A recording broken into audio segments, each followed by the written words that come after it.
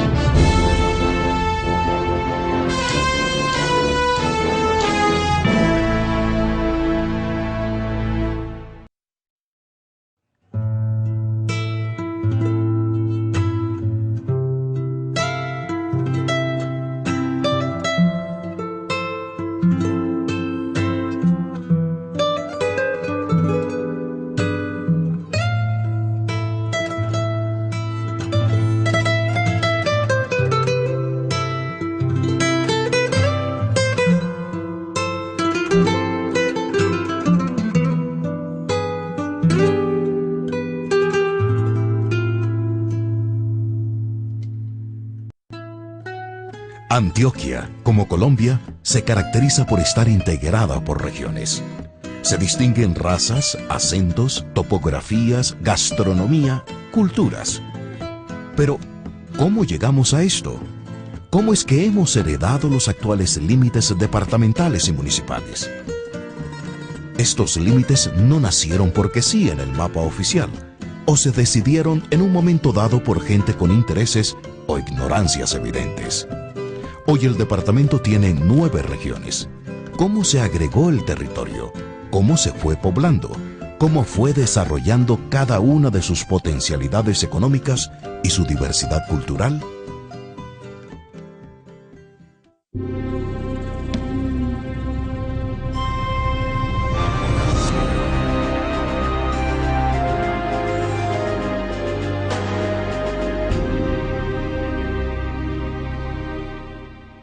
Cuando llegaron los castellanos al espacio que hoy conocemos como Departamento de Antioquia, encontraron una serie de pueblos indígenas debidamente organizados y los identificaban según la lengua, el vestuario, la alimentación, la riqueza, la belicosidad o según el territorio que ocuparan. Con base en esta información cultural y habiendo hecho una descripción del territorio en tierras frías y calientes, en ríos calmados y en ríos bravos, los españoles empezaron a hablar de pueblos y provincias. Esta fue la base para crear una primera gobernación que se llamó la Gobernación de Entre los Dos Ríos. En este mapa del cronista Pedro de Cieza de León se manifiesta la ignorancia que en materia de geografía tenían, tanto que cuando se hizo el grabado, Antioquia, la rotulación, la toponimia de Antioquia, está al sur del Ecuador. Antioquia pertenecía al Perú, porque Antioquia pertenecía a Popayán y Popayán era del Perú. Por lo tanto, Antioquia era peruana. Cuando se crea la gobernación de Entre los Dos Ríos al mando de Andrés de Valdivia y años más adelante la gobernación de Antioquia al mando de Gaspar de Rodas, la gobernación de Antioquia quedaba entre la gobernación de Popayán y la gobernación de Cartagena. Nosotros pudiéramos hacer un dibujo, un mapa de lo que era aquella primitiva gobernación de Antioquia. Si cogiéramos un lápiz, por ejemplo, y rayáramos un mapa antiguo, tendríamos entonces que la vieja gobernación de Antioquia sería más o menos este espacio que ustedes ven. Por el sur lindaría con la ciudad de Arma, que pertenecía a Popayán. Por el occidente lindaría con Novita y Citará de las provincias del Chocó. Y por el norte limitaría con la gobernación de Cartagena. No solo los tipos humanos de cada región presentan características que los diferencian, sino que hoy las propias condiciones económicas las distinguen. El comercio, los servicios y la industria en el Valle de Aburrá y sus 10 municipios. Las flores, las hortalizas, la industria, los embalses y el turismo en el oriente. El café y las frutas en el suroeste. El banano en Urabá. La minería en el nordeste. El turismo y los frutales en el occidente. La ganadería en el norte. Turismo, pesca y comercio en el Magdalena Medio. Pesca y minería en el Bajo Cauca. Diversidad de gentes, culturas y productos que hacen una región rica. Pero, ¿cómo se conformaron las regiones del actual departamento de Antioquia?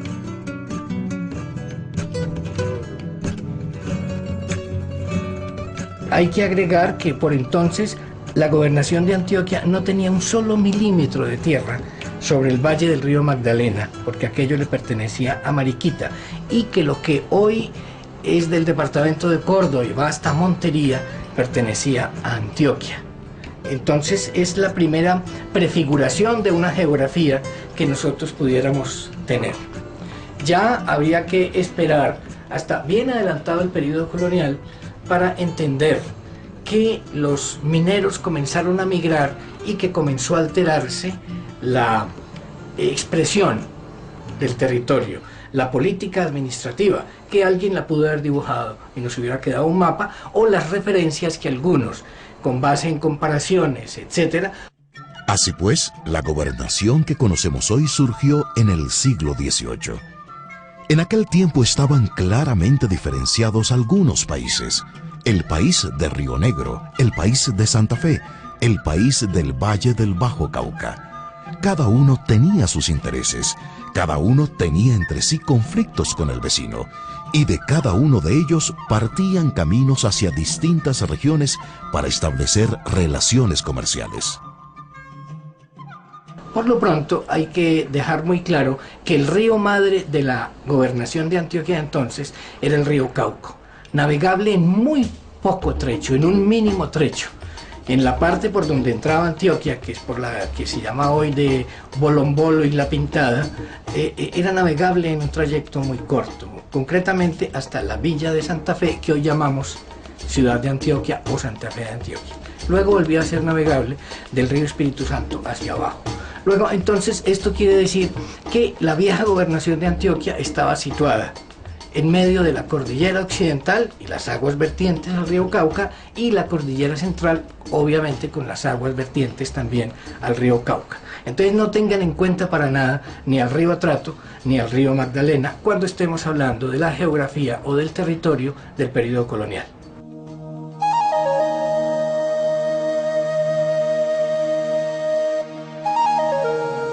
Los grandes límites de la región están señalados por aguas. 3 grandes ríos delimitan el territorio: el Atrato, el Cauca y el Magdalena. 3 culturas, 3 regiones en la historia de Antioquia. Antioquia tiene múltiples fuentes de poblamiento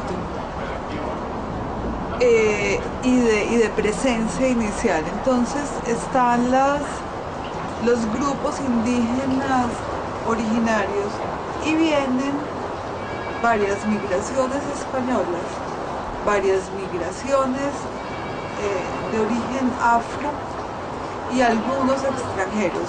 Eso formando, dependiendo de la vocación económica, regiones con distintos tipos de poblamiento. Unas más del orden judeocristiano y de la tradición blanca, que es la zona andina, la zona que nace en el oriente de Antioquia, y que en la colonización se expande hacia el suroeste.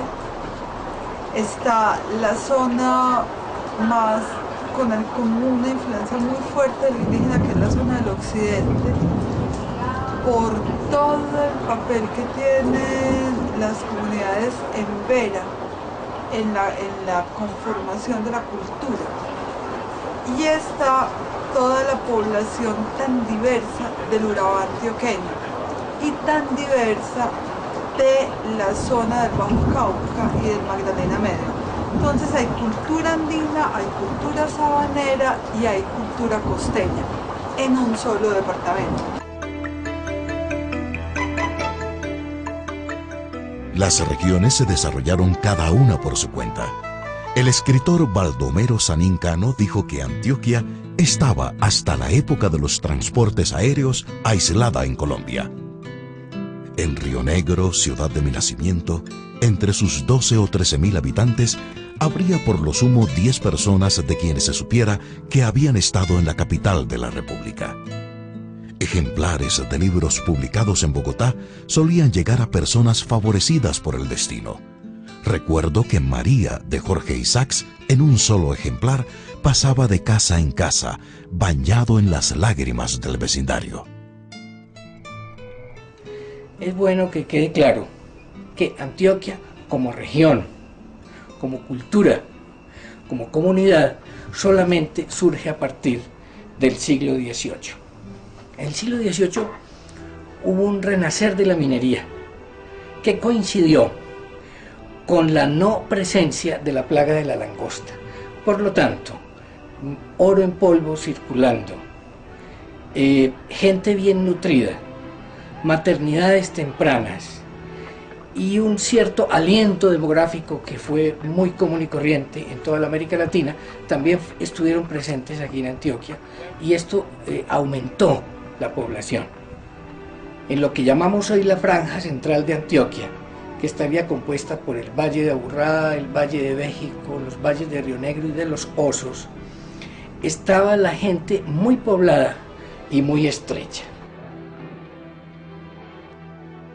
El país de Río Negro se comunicaba a través del Camino de Juntas, que más tarde se llamó de Islitas, con el puerto de Nare, y de allí seguían por el mismo río hacia Mompox, Mariquita, Santander y Cartagena. Pero los del país de Medellín dependían tanto de la cordillera occidental como de la cordillera oriental, si querían dirigirse hacia Urrao y el Chocó buscando el río Atrato, o hacia Santa Fe de Antioquia para salir a Mompox. Sin embargo, la gobernación tenía una periferia en donde las gentes vivían en un total desorden y las antiguas villas y ciudades estaban en una decadencia tal que ya no había ni siquiera cabildos. Por lo tanto, la autoridad estaba constituida por unos famosos capitanes a guerra. La que tenemos allí, en la periferia una situación y en la franja central tendríamos otra situación. Esto conllevó a que aquí tuvieran particular acogida y significación las famosas reformas borbónicas. Y una de ellas, muy desconocida entre los historiadores, es la que tiene que ver con un reordenamiento territorial del cual se habla tanto hoy en día.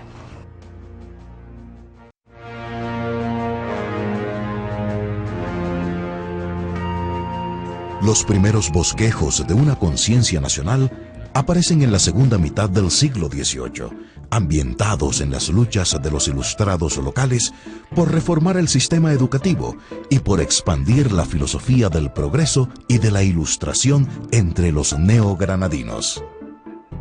Uno de los virreyes más conocidos en la historia de Colombia fue el famoso virrey José Solís Foix de Cardona. El virrey Solís tomó una serie de medidas político-administrativas que repercutieron directamente en la formación de la provincia. Por ejemplo, le quitó a la gobernación de Popayán un territorio inmenso que comenzaba en el río Chinchiná y terminaba en el valle de Río Negro. Esa antigua ciudad, decaída, acabada, decadente, pobre, fue agregada a la provincia de Antioquia. Lo propio hizo con otra comunidad vecina, pasando el Río Negro, que se llamaba San José de la Marinilla. El valle de San José de la Marinilla no era antioqueño, pertenecía a la gobernación o corregimiento de Mariquita y a una ciudad decadente que se llamaba Remedios. El virrey Solís agregó primero el Valle de la Marinilla a Antioquia y posteriormente el resto de la jurisdicción de Remedios, incluyendo Yolombó, el Remedios actual y unas vertientes hacia el río Magdalena. Igualmente agregó Supía en el sur, pero las protestas obligaron a deshacer el negocio. También otra de las medidas que tomaron los virreyes españoles consistió también en segregar de la provincia de Antioquia algunas regiones, algunos espacios, algunos territorios que para nada eran importantes ni significativos. Por ejemplo, la antigua ciudad del Guamocó, minera, estaba decadente y las comunicaciones estaban más orientadas hacia Simití y Mompox. Entonces se tomó la medida de pasar aquel espacio del Guamocó a la gobernación de Cartagena. Lo propio ocurrió con una antiquísima localidad que se llamaba Ayapel, anteriormente San Jerónimo del Monte o San Jerónimo de la Montería. Este espacio también fue entregado a la gobernación de Cartagena, ya que los curatos dependían del propio obispo de la ciudad de Cartagena. Yo no entiendo por qué razón aquello fue de Antioquia, pero son asuntos que se tratan en el periodo de la conquista. A comienzos del siglo XVII, mineros procedentes de Santa Fe de Antioquia y el Valle de Aburrá se localizaron en el oriente para explotar las minas de Guarne y La Mosca, Río Negro, Concepción y Santuario. Es una historia de traslados y transhumancia. El traslado de arma a los valles de Río Negro fue importante porque las personas que habitaban en el Llano Grande y en el Río Negro se juntaron en cabildo y, comprendiendo que estaban estrechos, vieron la ocasión de partir en un proceso migratorio o de sancionar a algunas personas que habían delinquido, que eran desesperados sociales o que eran delincuentes, a que salieran del Valle de Río Negro o del Llano Grande. Lo propio hicieron los de Marinilla, cuando después les dieron el título de villa, y lo propio ocurrió con otros espacios del territorio de Antioquia. La idea del antioqueño, ¿no? Muy temprana, me ha llamado la atención eso. Desde muy temprano se empieza a hablar de los antioqueños, cuando para ese momento de la independencia lo que había era localidades, Río Negro, Medellín, Santa Fe, Antioquia. En cambio ya empiezan a hablar de los antioqueños. Debido a la crisis minera de la ciudad de Antioquia, propietarios y vecinos decidieron desplazarse en la primera mitad del siglo XVII hacia el Valle de Aburrá, donde establecieron haciendas de caña y ganado en las zonas planas, mientras los desposeídos se localizaron en las laderas del valle.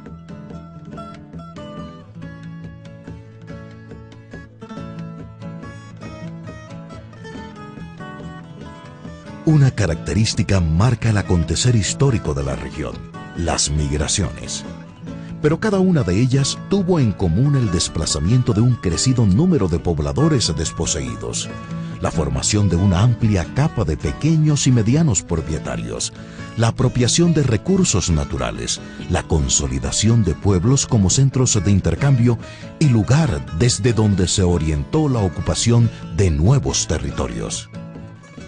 Como la gente en estos valles estaba estrecha, vino el fenómeno llamado de la colonización antioqueña, de aquellas personas que desde el siglo XVIII migraron en todas las direcciones y no solamente hacia el sur, que es la colonización clásica, la colonización de la que hablan los escritores. Entonces, personas del país de Santa Fe de Antioquia migraron hacia el occidente, Urrao, Cañas Gordas, Puritica, etcétera, etcétera, y un poco al Valle de los Osos. Personas de Medellín migraron hacia el norte del Valle de la Urrá y también hacia el suroeste antioqueño.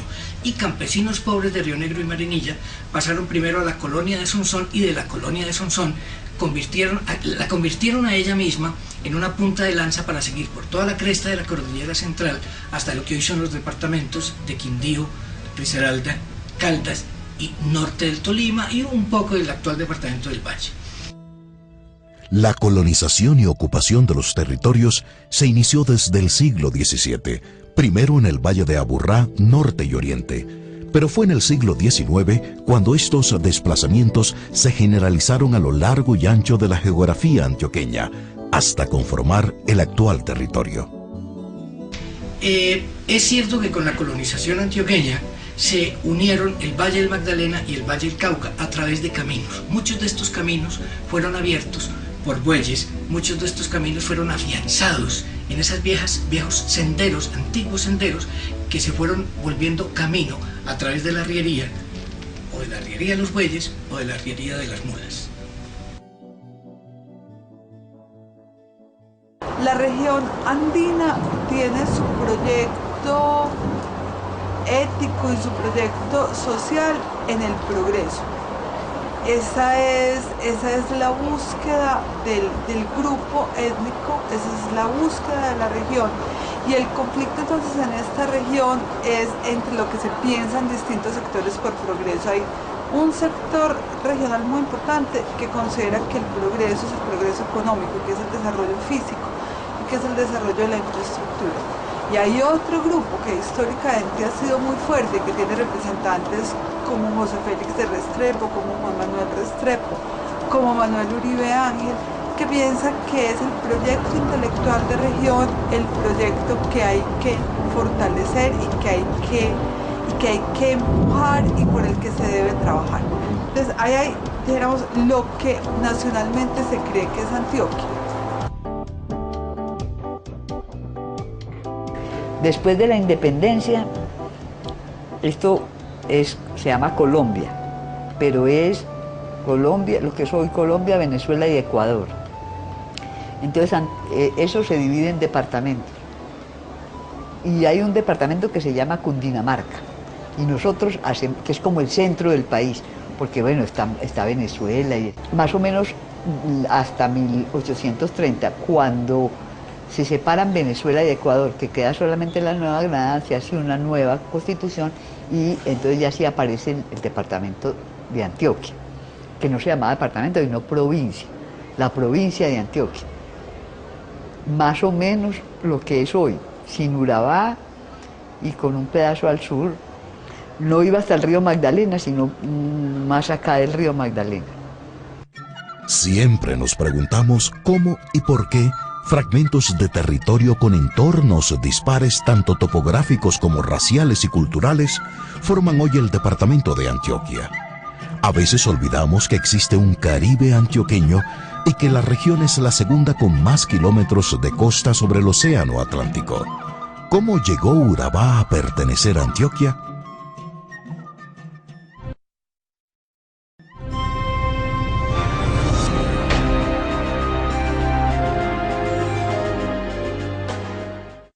Cristóbal Colón en su cuarto y último viaje al Nuevo Mundo tocó Cabo Tiburón, límite septentrional del Golfo de Urabá en 1502.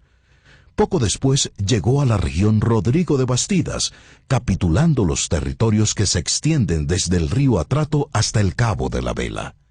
En 1509, Alonso de Ojeda desembarcó en la costa oriental del Golfo y fundó San Sebastián de Urabá, probablemente en las cercanías de Necoclí.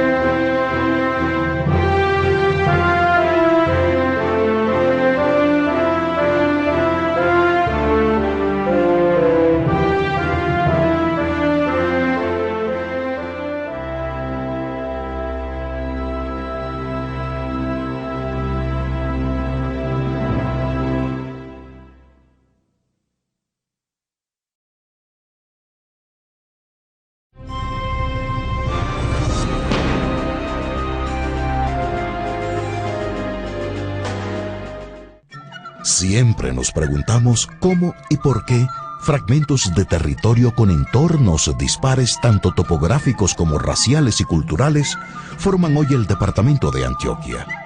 A veces olvidamos que existe un Caribe antioqueño y que la región es la segunda con más kilómetros de costa sobre el Océano Atlántico. ¿Cómo llegó Urabá a pertenecer a Antioquia?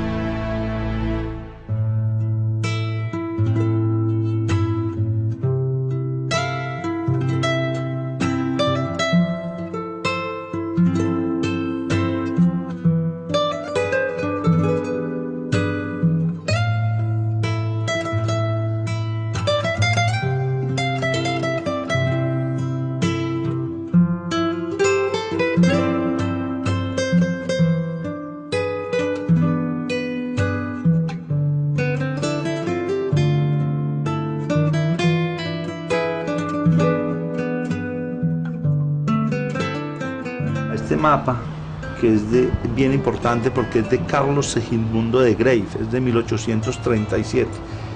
Es muy lindo porque te muestra lo que era Antioquia, lo que fue Antioquia prácticamente en todo el siglo XIX hasta el año de 1910, cuando le dan a Urabá.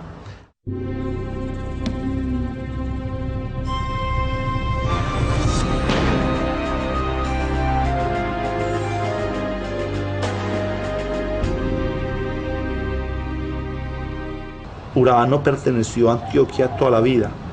Unas veces perteneció al estado del Cauca, que llegaba hasta esta costa con Panamá, y otras veces perteneció a la provincia del Chocó.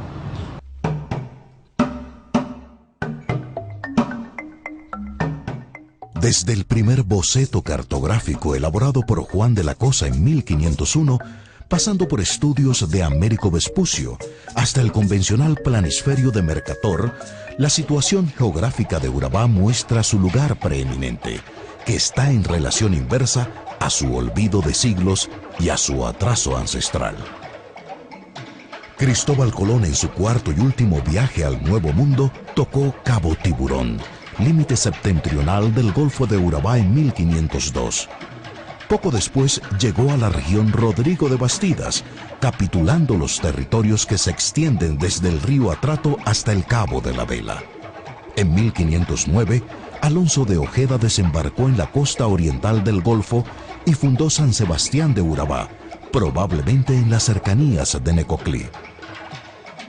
Cuando el conquistador Francisco Pizarro pasó por el Golfo rumbo al sur, encontró a la primera población fundada, San Sebastián, destruida y abandonada.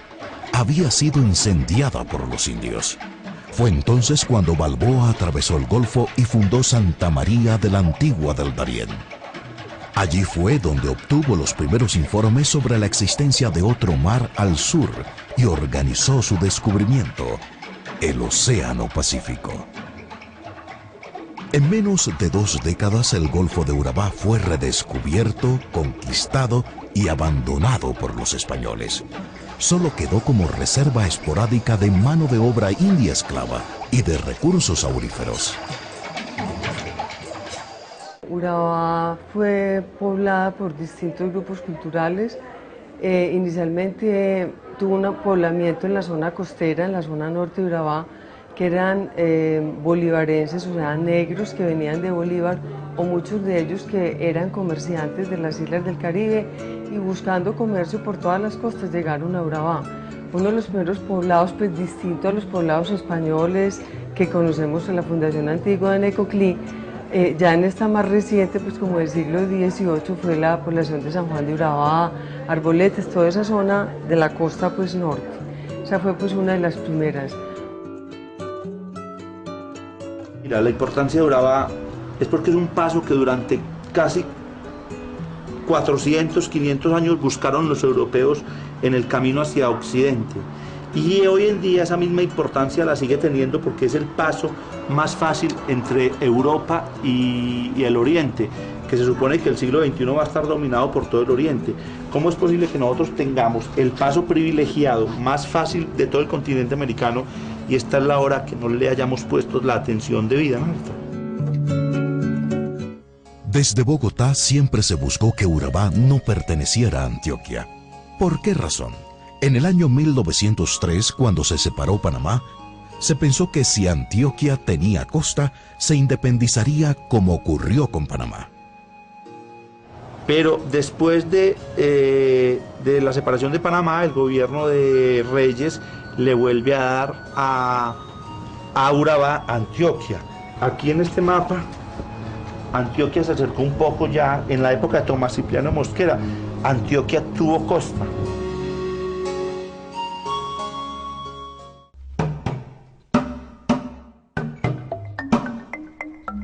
No puede dejar de sorprender que todos los intentos por rescatar al Darién del olvido hayan provenido de fuera, no solo de la región misma, sino de su entorno geográfico. Otra corriente migratoria muy fuerte venía por el atrato de negros que huían de las minas que había en el interior de Antioquia, muchos de ellos de Uriticá, y que se empezaron a volar de sus amos y empezaron a buscar refugio en Urabá y bajaron por los caños y llegaron al río Atrato y empezaron a colonizar pues como al lado del río, hasta que cuando se dio pues la liberación de la esclavitud, muchos de ellos buscaron pues como asentarse en la región. Otra corriente importante fue la corriente sinuana, que llegó desde Córdoba porque había pues una explotación de maderas con principalmente una compañía norteamericana que se llamaba la Emery de Boston. Entonces venía talando las cuencas de los ríos del Sinú, del río Mulato, San Juan, y ahí entraron a Urabá.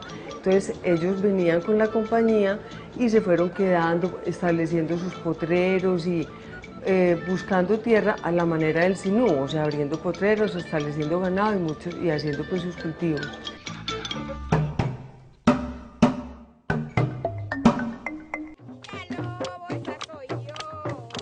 Hay una imagen que define el comienzo de la historia contemporánea de Urabá. Es la esfinge de Gonzalo Mejía dirigiendo con su mano derecha la construcción de la carretera al mar, señalando dónde está el mar. La carretera al mar estimuló las expectativas de los viejos anhelos de colonización de los antioqueños. La llegada del país que siempre se moviliza, el de los pobres y desempleados, pero también el de los codiciosos y valientes, no dio espera.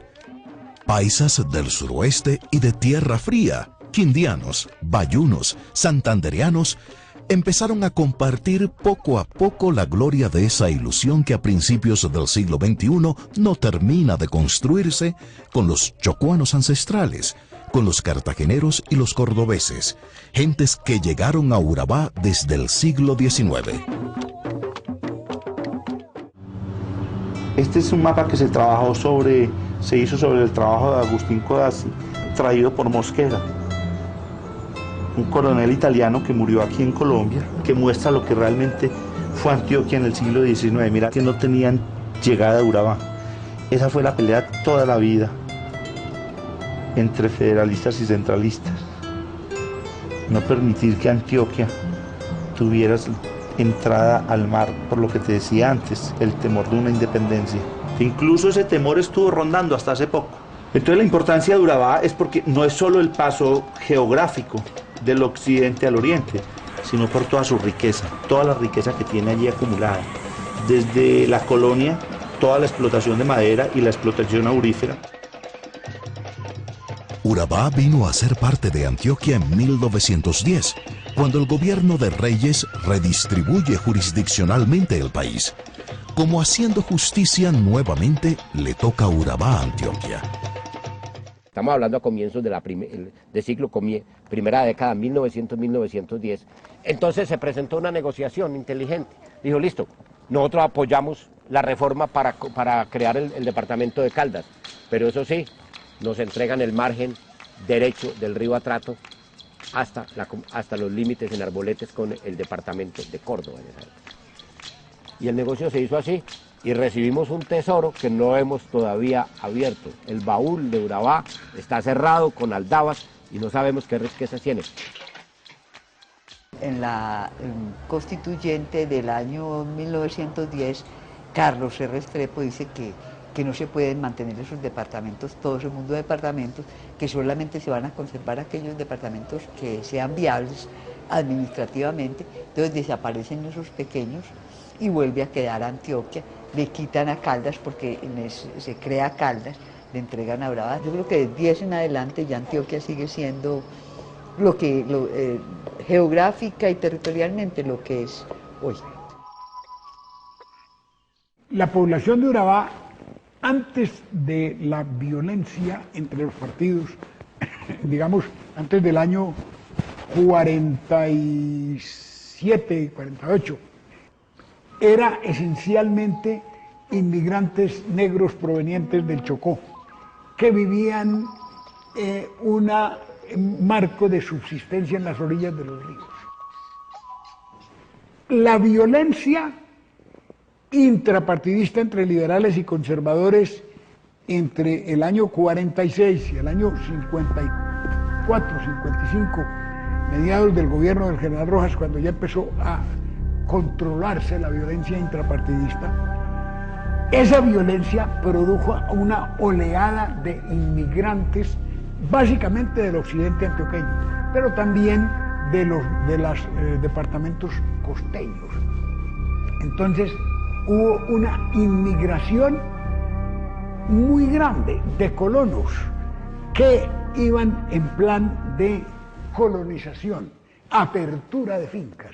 Le echan la tierra encima, y le echan la tierra encima para que el gusano se lo coma.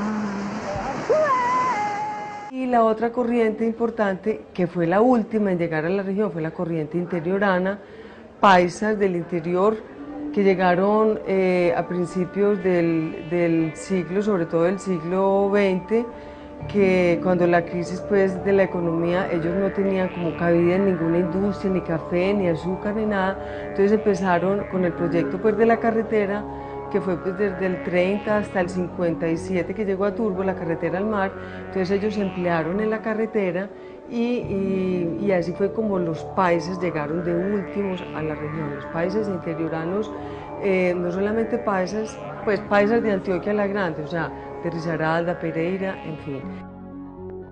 Hasta promediar el siglo XX, Urabá se mantuvo estancada y sometida a las duras condiciones de zona de colonización, como tantas otras zonas de Colombia. Pero en los años 60 una compañía transnacional bananera redescubrió a Urabá, estimulando la siembra, iniciando las obras básicas de infraestructura y organizando la exportación de banano.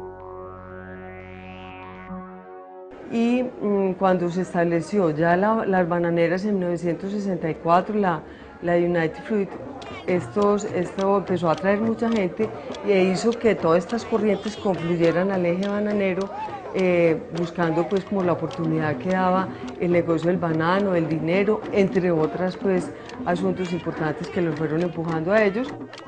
Cuando empezó el capital americano y el empuje paisa a sembrar de banano todo ese territorio, se vino una afluencia poblacional que es una colonización negra que ahora hace parte integral de la población antioqueña, esa composición de raza negra que tiene dos vertientes, una de Cartagena y otra del Chocó, asentados en territorio de Antioquia.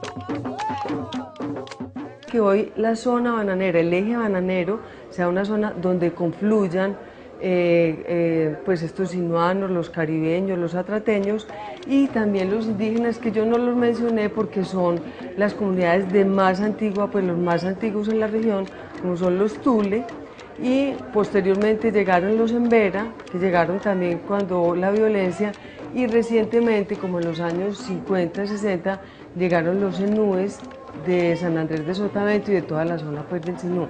Entonces la riqueza pues, cultural de la región está representada pues, como en esos grupos culturales. Unidad en la diversidad. Urabá es una realidad multiétnica, pluricultural y multipolar. Y Urabá, que es una región construida por gentes de todas las regiones de Colombia, con tres presencias muy claras: la presencia andina, la presencia de los chilapos y la presencia de los afrodescendientes, que van formando también una amalgama. Nosotros tendemos a pensar que la identidad es entre idénticos, y lo interesante de la región es que es una identidad que hay que construirla entre diversos, y eso es lo que inicialmente la región comenzó a hacer. O sea, antes de que llegaran la compañía bananera, había como cierto orden entre somos habitantes llegados recientemente a esta región, pues entendámonos como colonizadores todos. Entonces había una identidad de colonizador, a pesar de que las culturas eran muy distintas, ¿cierto?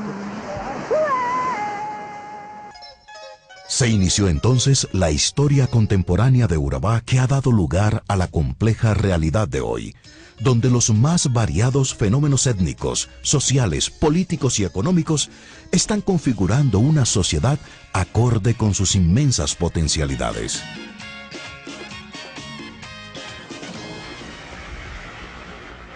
En realidad, el potencial de Urabá es inmenso. Es no solo el potencial que se deriva de sus condiciones como suelo, su potencial ganadero, su potencial agrícola y obviamente el potencial que se deriva del hecho de que una zona en desarrollo, por las demandas propias nomás, implica que tiene una dinámica muy fuerte de desarrollo, pero es que la localización de Urabá en Colombia es la esquina de la mejor esquina de Colombia.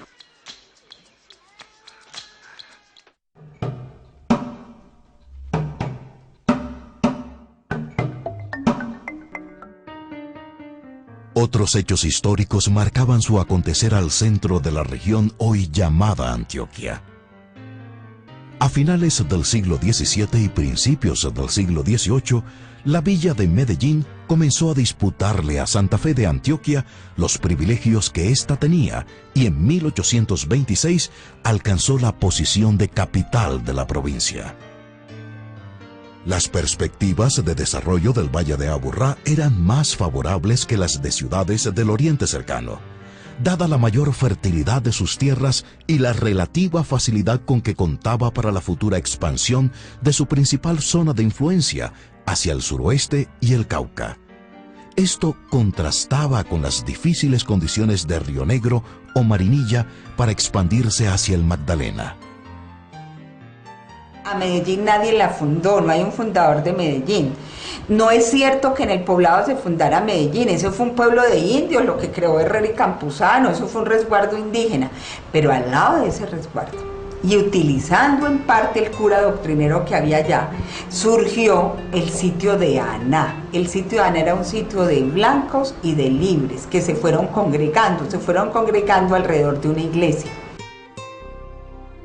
Medellín se convirtió en la capital de la provincia de Antioquia solo en el período republicano de 1826, pues anteriormente la ciudad capital había sido Santa Fe de Antioquia, cuando la vida económica de la región gravitaba en torno de los ricos yacimientos auríferos de Buriticá, Zaragoza y Cáceres.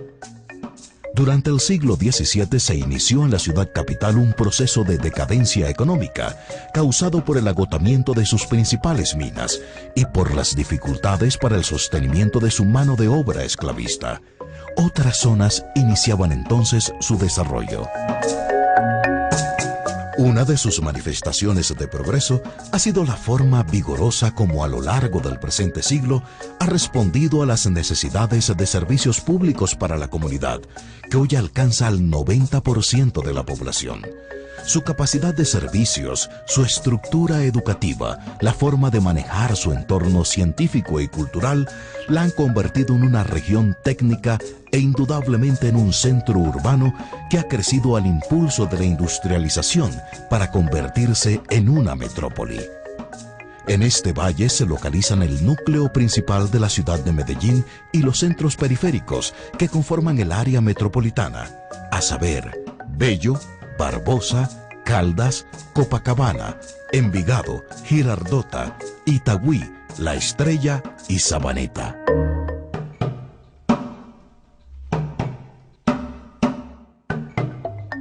Ya en el siglo XVIII, los colonos se dedicaron, además de la minería, a la agricultura y a la actividad mercantil. Río Negro se constituyó en un polo de poder político y económico alterno a la capital. A su alrededor crecieron los poblados del Retiro, La Ceja y La Unión. Desde estos poblados, los colonos viajaron hacia el sur en 1763 con el compromiso de abrir un camino que comunicara a Medellín con Mariquita. Cuando estamos hablando de la dinámica minera que atrajo entonces ese poblamiento hacia allá, en la búsqueda del oro fue inicialmente en ese primer momento la búsqueda del oro, pero luego también la posibilidad de generar producción agrícola para apalancar la actividad minera en la región. Entonces era producir el sustento para poder generarse esa dinámica minera allá. En la colonia, el territorio del oriente estaba dividido por Río Negro y Marinilla. La primera pertenecía a Santa Fe de Antioquia y la segunda a Mariquita, hasta 1756, cuando fue incorporada a la provincia de Antioquia. Desde estos dos polos de poder se desprendieron dos olas migratorias. De Río Negro salió la del sur y de Marinilla la de la vertiente del río Magdalena.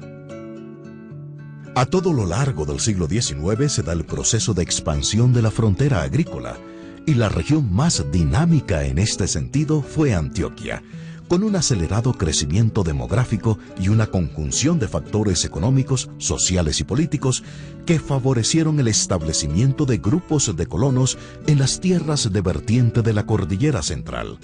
Así, el desarrollo del oriente antioqueño tiene momentos importantes. Un primer momento que cuando solo era poblado por los indígenas, la minería se desplaza desde la región del occidente de Antioquia hacia allá y se empieza la búsqueda con un cierto decaimiento minero en la región del occidente. Se empieza una búsqueda por las minas de oro en la zona del oriente cercano, básicamente la quebrada La Mosca en Guarne, en cercanías de Río Negro, hacia esa zona. Un segundo momento estaría marcado básicamente por la dinámica comercial. El río Magdalena era la vía más importante por donde fluía el comercio del país, desde el centro de Antioquia y desde ciudades muy importantes, como eran Marinilla y Río Negro, transitaba el comercio por el Camino del Nare o por el Camino de Islitas hacia el río Magdalena. A partir de este intenso flujo comercial, se consolidaron muchas poblaciones en el oriente de Antioquia. El poblamiento de la vertiente del río Magdalena se originó desde Marinilla, Río Negro y Santuario. Inicialmente fue una migración espontánea que luego se institucionalizó con la creación de San Carlos de Priego en 1787. En los albores del siglo XIX surgió Granada, desde donde se impulsó la colonización de San Luis. No tan paralelo en el tiempo, pero sí en esa misma lógica se consolidan también un proceso de colonización, también con miras comerciales y de apertura de frontera agrícola hacia la zona del sur. Se coloniza la zona de lo que hoy llamamos Páramo, y desde allí también se dirigen avances colonizadores hacia la zona de Caldas. Un tercer momento, uno lo podría ubicar entre el decaimiento de toda esta dinámica comercial, incluso con un mínimo surgimiento industrial de finales del siglo XIX y comienzos del XX, en el que se desplaza la dinámica comercial hacia otros centros, lo que lleva a que las élites comerciales y políticas se desplacen de la zona. En esta región del oriente surgieron los poblados de San Rafael, Cocorná y San Francisco. Hasta allí llegaron indígenas del resguardo del Peñol, desalojados de sus tierras y refugiados de las guerras de independencia. Las riberas del río Magdalena tuvieron como puntal de colonización a San Luis y fueron colonizadas a mediados del siglo XX. De ahí se desprendieron las fundaciones de Puerto Triunfo, La Danta, Doradal y San Miguel, donde se encontraron migrantes de Antioquia, Caldas, Santander y Boyacá. Desde el comienzo se impulsó y se tuvo una vocación agrícola. Hay un decaimiento de los suelos, hay un modelo de desarrollo que cambia. Para los años 60 había un modelo de desarrollo que se quería montar en el país. Es el modelo industrial de desarrollo que venían proponiendo los distintos teóricos. Y la clase intelectual del Oriente la cogió, y eso complementado con una élite industrial de la ciudad del Valle de Aburrá, que necesitaba relocalizar sus industrias en zonas más amplias, con mejores características. Entonces eso se junta y empieza a cambiársele la vocación. En las últimas décadas, esta región ha pasado por diferentes etapas de desarrollo económico y social. Sobre todo en el altiplano, a partir de los años 60, las nuevas industrias que se establecen allí y la construcción de los embalses hidroeléctricos generan una nueva dinámica en esta pujante región. Incluso la dinámica económica del santuario se ve favorecida justamente porque hoy personajes del santuario son importantes comerciantes en ciudades como Cali, en ciudades de la costa. Los sanandresitos, por ejemplo, tienen gran panaderías en la zona del valle. O sea, distintas actividades son desarrolladas por ellos. Granada, por ejemplo, a partir de que dinamiza esas actividades y también recibe esa herencia, le ha posibilitado potenciarse, por ejemplo, o potenciar el sector cooperativo.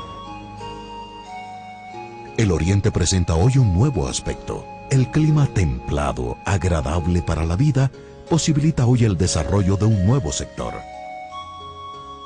Sus bondades turísticas, su belleza paisajística, su clima, atrajo otra actividad, que es la actividad de recreo. Entonces se cambian las fincas de producción agrícola y se desplazan por los lugares de veraneo. Entonces empieza a cambiar esa vocación.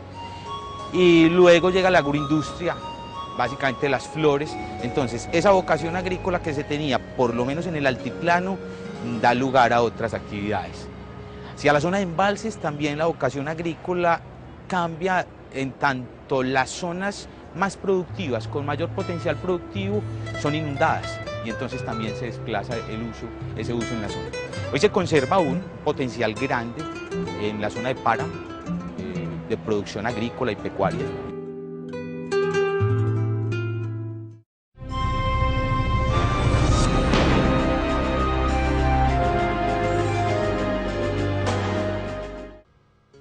El occidente antioqueño fue el eje y centro de lo que hoy conocemos como Antioquia. Santa Fe de Antioquia, la ciudad madre, aglutinó todo el dinamismo de una región rica en oro y plata, convirtiéndose por ello en la capital del departamento hasta 1826, cuando Medellín asumió tal distinción.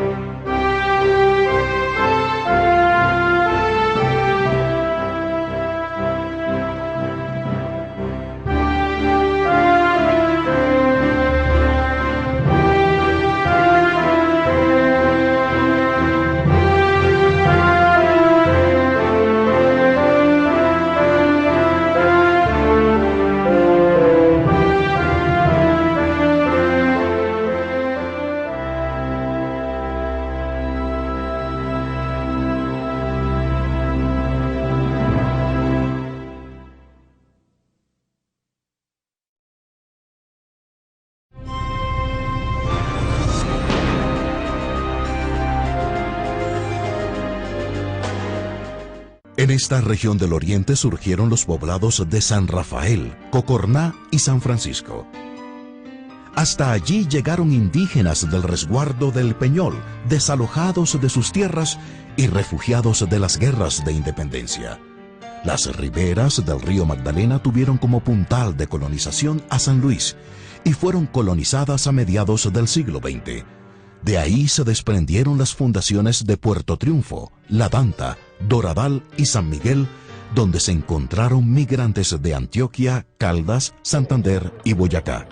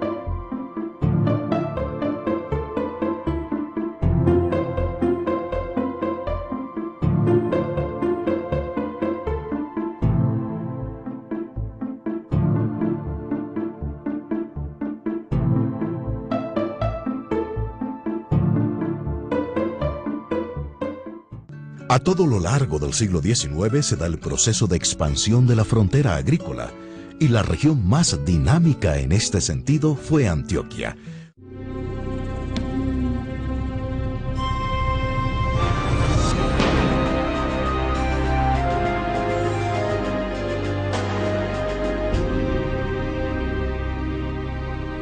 En Antioquia, igual que en el resto de la Nueva Granada, se dio un proceso de mestizaje entre los grupos blancos, negros e indígenas que habitaban la provincia.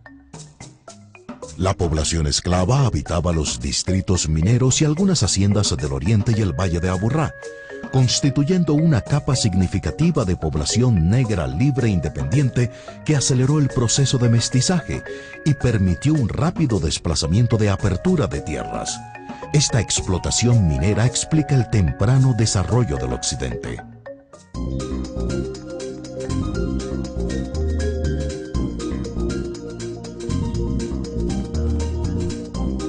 Hay una región que está muy marcada por la tierra, es el occidente del departamento. Igual en el occidente la tensión es triétnica.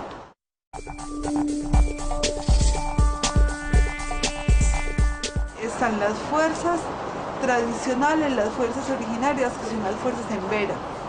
Y son los indígenas con el cacique Toné que más logran resistir la invasión y que más logran defender su propia presencia en esta tierra y su proyecto cultural de región. Esos grupos son complementados con dos clases de blancos, los blancos españoles, que hacen la primera conquista, y que es una conquista que viene a la búsqueda de las riquezas regionales. Y están los blancos extranjeros que vienen a la minería. Entonces están los ingleses, están los alemanes, que traen el progreso tecnológico a la tierra antioqueña. Y ese progreso tecnológico va a ser la semilla de la industrialización que finalmente va a nutrir el proyecto andino.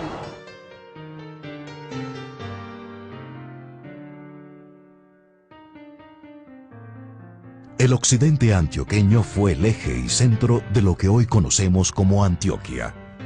Santa Fe de Antioquia, la ciudad madre, aglutinó todo el dinamismo de una región rica en oro y plata, convirtiéndose por ello en la capital del departamento hasta 1826, cuando Medellín asumió tal distinción. La actividad económica preponderante es la agricultura. La siguen la ganadería, el comercio y el turismo. Este último esencial en la economía de los municipios que conforman el anillo turístico de Occidente: San Jerónimo, Santa Fe de Antioquia y Sopetrán, los cuales cuentan con una buena infraestructura hotelera, clima veraniego, bellos paisajes y una riqueza arquitectónica invaluable.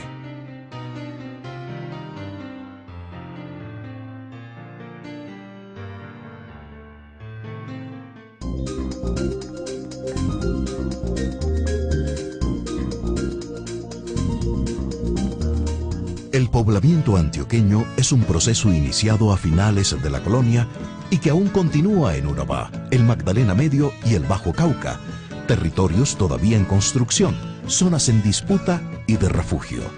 Cada ola migratoria que se desplazó a poblar determinadas regiones tuvo características específicas, unas espontáneas, otras institucionales y algunas empresariales.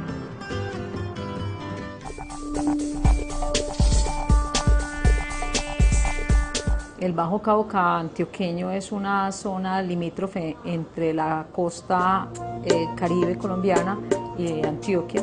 Es una región que fue muy temprana su poblamiento, desde finales del siglo XVI. Fundamentalmente fue la minería la que atrajo muchas personas desde Santa Fe de Antioquia, que fueron a explotar minas a Cáceres. Ya Cáceres se fundó hacia 1576, en Zaragoza 1580, y había también un caserío en lo que es hoy el municipio de Nechí. Es una población desde la época colonial y que su mayor atractivo y a través de toda la historia ha sido la minería, especialmente de oro, minería de beta y aluvial. Posteriormente, digamos que ha sido hacia el siglo XVIII-XIX, fue una región con mucha articulación fundamentalmente con la costa caribe colombiana, especialmente con Monpós y con Cartagena, y con el municipio de Ayapel, que ya era un caserío hacia la época del siglo XVIII. La población que se asentó en el Bajo Cauca es fundamentalmente indígena. Allí llegaron indígenas tanto chocoes como chamíes y zenúes de la zona de San Andrés de Sotavento, y gentes de otros lugares de Córdoba atraídos por la explotación minera. Un lugar de asentamiento de negros esclavos que explotaban las minas en la región, especialmente, digamos, orientados o para trabajarle a muchas de las élites o de grupos de propietarios mineros de Monpós. Estos grupos, muchos de ellos se rebelaron, muchos formaron palenques en el Bajo Cauca, eran negros, digamos, que formaron sus propios poblados con sus propias reglas. Indígenas y negros que revelan cómo el mestizaje es el rasgo característico de la conformación regional.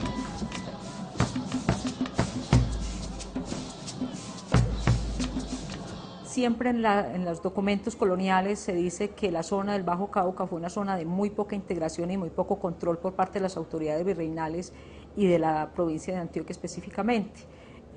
Yo creo que un poco el hecho de tener poco control de la población, de estar tan dispersos en la región, de estar ubicados en distintos lugares con poco acceso, digamos, para las autoridades, es lo que llevó a que no hubiese una integración muy rápida, digamos, de esta población en el caso del Bajo Cauca antioqueño. Solamente a partir del siglo XX empieza a reconocerse esa diversidad cultural y la presencia de esos grupos en la zona, cuando llegan otros pobladores de otras regiones del país, gente del Chocó, del Cauca, atraídos por la minería, por la experiencia que tenían en el trabajo minero en sus lugares de origen. Llegaron mineros y compañías extranjeras como la Pato, que se instauraron en el Bagre y que trajeron sus técnicos y personas que llegaron allí a la zona a explotar la minería de beta específicamente, más en el río Nechí. Lo que hoy está explotando, digamos que sí, una explotación hoy de la Mineros de Antioquia, que está allí en la zona, que es la heredera un poco de la Pato y de otras empresas extranjeras que se ubicaron en la región del Bajo Cauca antioqueño. Posteriormente llegan de otras regiones del país.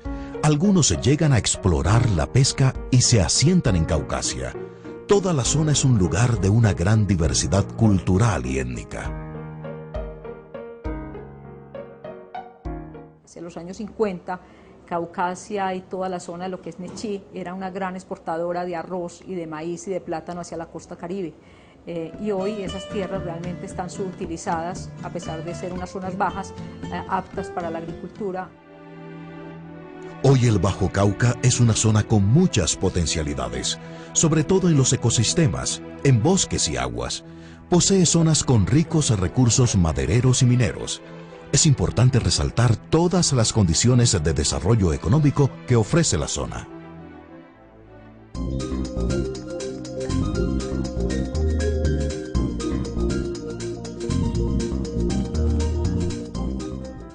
La región se ha hecho con tierras arrebatadas a la geografía, a la topografía de montañas y valles, así como sucedió con la búsqueda de una conexión con el río Magdalena o con la extensión hacia el nordeste para la explotación aurífera.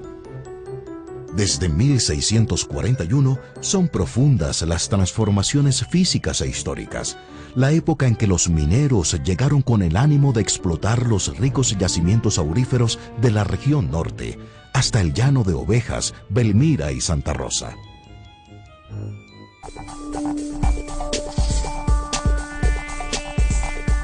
Durante el siglo XIX, colonos y empresarios estimulados por la producción de oro llegaron hasta el nordeste a los poblados de Yolombó, Amalfi, Remedios, Yalí y Segovia. Por el Nus se instalaron en Santo Domingo y San Roque. Después de 1860 se adjudicaron grandes terrenos baldíos a la Frontino Gold Mine y a la Compañía Francesa de Segovia para la explotación minera. Al tiempo se instalaron grandes haciendas ganaderas.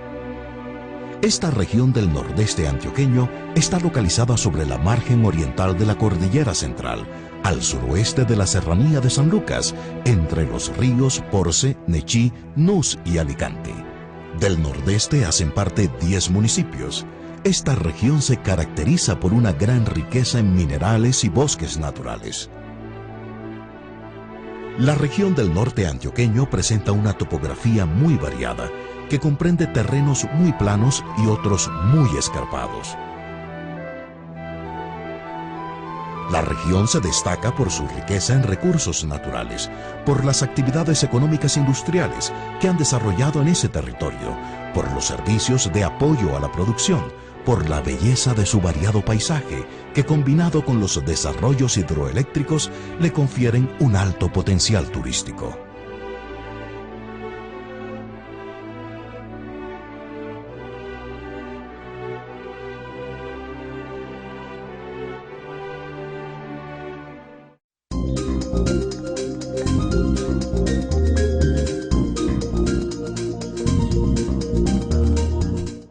La élite de Medellín necesitaba encontrar una salida al mar, encontrar una conexión con mercados importantes en el estado del Cauca, en fin, y encuentran que una de las necesidades básicas o estratégicas es la construcción de caminos que permitan conectar a Medellín con el río Atrato, por un lado, y también con el estado del Cauca.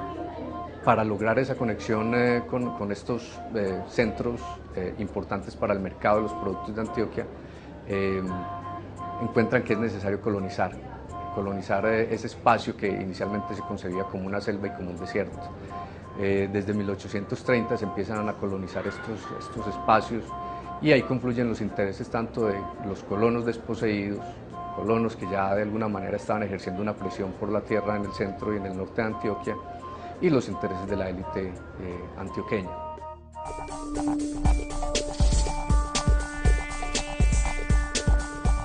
Así pues, los mestizos, los negros libres y los blancos jalonaron la ocupación de nuevos territorios hacia el sur y el suroeste antioqueño. Entre 1830 y 1870, a lo largo de estos 40 años, en buena parte se formó el suroeste antioqueño, época que no coincide con el desarrollo de la economía cafetera, como se ha considerado.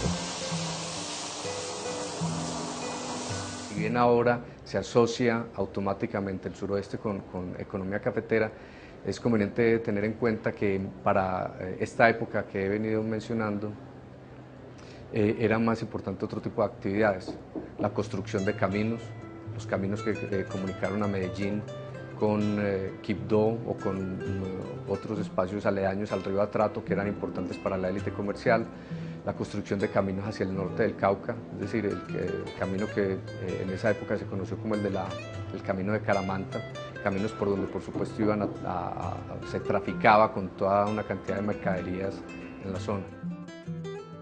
No debemos olvidar que ya desde finales del siglo XVIII, propietarios de Santa Fe de Antioquia y mineros independientes se desplazaron hacia Urrao y Murrí, ilusionados con la búsqueda de minas y la apertura del camino al Chocó. En esta parte del suroeste lejano había riquezas minerales, pero no de la magnitud como la que existía, por ejemplo, en Titiribí, que ya había sido colonizado, que ya había sido fundado, y en donde se explotaba intensamente la minería, o en las zonas del nordeste antioqueño. La minería es importante en esta zona porque allí se encontraban muchas sepulturas indígenas.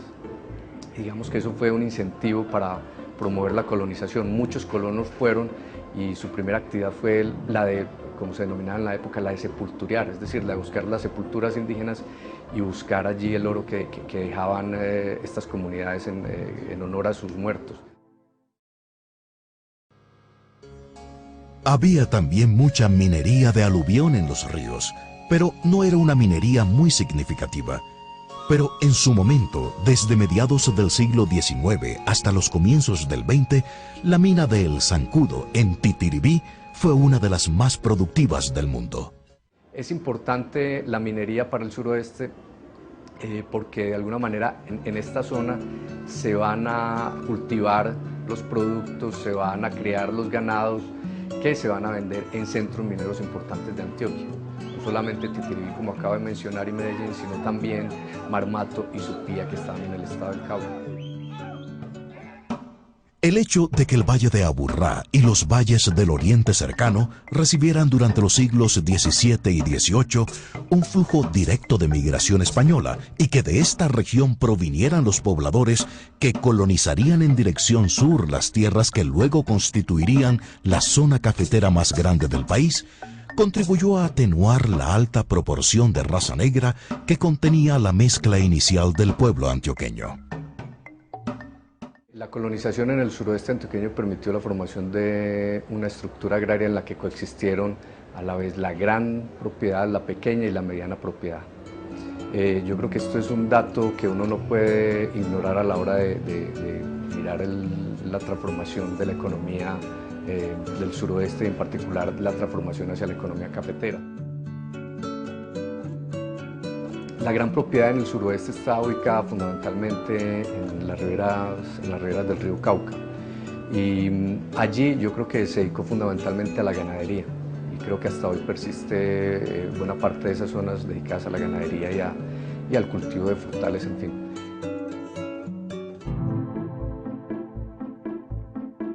El suroeste es nuestra región cafetera por excelencia, pero su cultivo se desarrolló solo a finales del siglo XIX, propiciado por el estilo y la forma histórica que tomó la colonización de esta zona. La manera como llegó y como arraigó en Antioquia en parte se debe a la pequeña y a la mediana propiedad. La forma de cultivar el café, la mano de obra utilizada para el café, se benefició fundamentalmente de esta estructura de pequeña y mediana propiedad.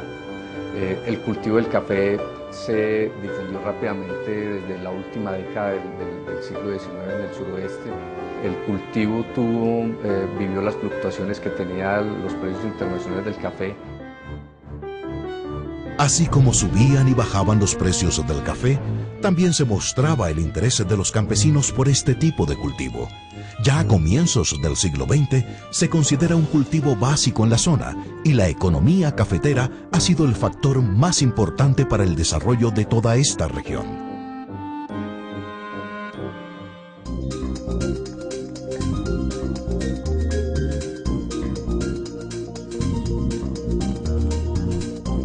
Las regiones de los ríos Nus y Porce alcanzaron su mayor desarrollo en el siglo XIX con la construcción del Camino de Muñoz, que pasaba por Santo Domingo, principal centro minero y comercial de la región.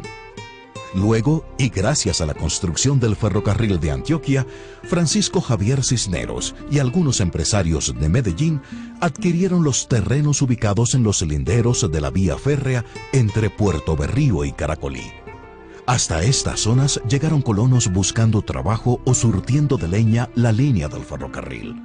Otros abrieron haciendas de caña y ganado en los alrededores de la vía. A la región del Magdalena Medio antioqueño han llegado pobladores de Santander, Boyacá, Tolima y el sur de Bolívar, constituyendo un núcleo poblacional heterogéneo de gran riqueza cultural y un territorio en construcción. En Antioquia no se puede hablar de que todas las distintas subregiones están divorciadas entre sí. Las subregiones se enriquecen mutuamente. Tenemos la región del Magdalena Medio, la región del Bajo Cauca como regiones sabaneras, aunque la del Magdalena Medio muy influenciada por la vecindad con Santander y la del Bajo Cauca muy influenciada por la vecindad con las sabanas de la costa. Esas culturas son culturas formadas de la mutua comunicación, son culturas enriquecidas por el temperamento santanderiano en unas, por el temperamento de la lucha, de la brega, del esfuerzo, incluso por la amplísima riqueza que tiene esa zona, por las crisis de conflicto. Y el temperamento costeño, que está influenciado por esa alegría, por ese alma caribe que es tan fuerte en la cultura costeña. Entonces el concepto de la amistad, el concepto de la solidaridad, unas familias más abiertas, unas mentalidades muy amplias que contrastan y chocan, pero también se nutren mutuamente con la cultura andina. Hoy, la región del Magdalena Medio antioqueño está conformada por los municipios de Caracolí, Maceo, Puerto Berrío, Puerto Nare, Puerto Triunfo y Yondó, en una extensión de 4.777 kilómetros cuadrados. Está localizada en el extremo oriental del departamento de Antioquia y es bastante joven en su desarrollo político-administrativo. Es una región abundante en aguas, con una riqueza en especies nativas de fauna y flora, lo que le otorga enormes posibilidades de convertirse en importante despensa alimentaria nacional e internacional. Por ser tan mediterráneo no conocemos el mar, lo que significa otra manera de ser con los recursos, con el agua, eso lo estamos construyendo. Y todavía hoy no sabemos qué hacer con el mar, y una región que está mirada básicamente por su posición geoestratégica. Entonces, Urabá la mira el mar de fuera, precisamente por eso que nosotros como países todavía no sabemos reconocer y que apenas estamos empezando a descifrar qué es el mar, qué son los recursos naturales, qué son las costas, los manglares, cómo son los ríos. Eso es muy para nosotros, tan mediterráneos, es una cosa que nosotros todavía no hemos explotado y que tenemos mucho para aprender por lo que todas esas culturas tienen para ofrecer, que son culturas anfibias, de río, costeras, ¿cierto? Entonces, una posibilidad que tenemos nosotros como países es entender que ellos están en Antioquia, porque por ejemplo los bolivarenses y en el norte, ellos se dicen, nosotros no somos paisas, pero sí somos antioqueños. Entonces es tratar de nosotros entendernos eso que ellos dicen como antioqueños, que están en Antioquia, pero que no tienen la cultura paisa. Y nosotros como países abrirnos culturalmente, o sea, ser más tolerantes, entender más las riquezas de otros grupos culturales, para que nosotros podamos como antioqueños ver Antioquia con todas sus potencialidades como la ven desde afuera, verla en toda su dimensión. Solo en las últimas décadas comienza a pensarse en el tema regional. Desde la independencia se reprodujo el modelo centralista heredado de la monarquía española. Ese mismo modelo se impuso igualmente en las relaciones del Valle de Aburrá con las demás regiones. Hoy las comarcas tienen un espacio en la Constitución de 1991 y es impensable un plan de desarrollo sin la inclusión de las potencialidades y problemas regionales. La cuestión regional es ahora un hecho para bien del desarrollo armónico, justo y equilibrado del departamento. Se ha intentado mostrar las costumbres, el estilo, el pensamiento y el modelo andino como si fuera el único modelo de la subregión. Los estudios y las búsquedas del Planea y de los expertos van mostrando subregiones que, si bien no hay que separar muy categóricamente ni hay que generar unas rupturas como proyecto integral de Antioquia, las hay que distinguir para no tratar de imponer una sola forma de ver el mundo como si fuera la legítima antioqueña. 9 son, pues, las regiones que forman hoy la entidad política administrativa conocida como Antioquia. El Valle de Aburrá, el suroeste, el occidente, el norte, el nordeste, el oriente, el Bajo Cauca, el Magdalena Medio y Urabá. Cada una de ellas con pasado, tradiciones, población, clima, costumbres, topografía y cultura diferentes.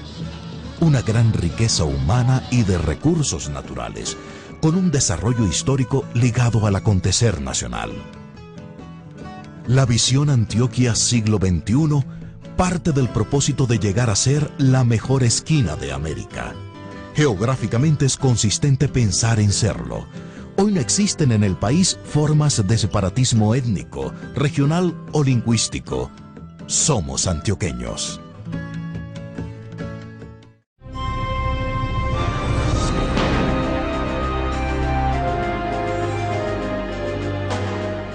En mi concepto, yo creo que los poetas o la poesía que se escribe en Medellín o en Antioquia, digámoslo así, o por escritores antioqueños que llevan fuera de la ciudad, yo creo que es la forma literaria, el género literario más rico, es el más maduro literariamente hablando. Hablo, por supuesto, de poetas como Juan Manuel Roca, como José Manuel Arango, como Raúl Henao, como Darío Jaramillo Agudelo. Un poquito antes de ellos está Jaime Jaramillo Escobar. Espero que haya gustado este vídeo, que espero que estén muy bien hasta la próxima y Dios mediante.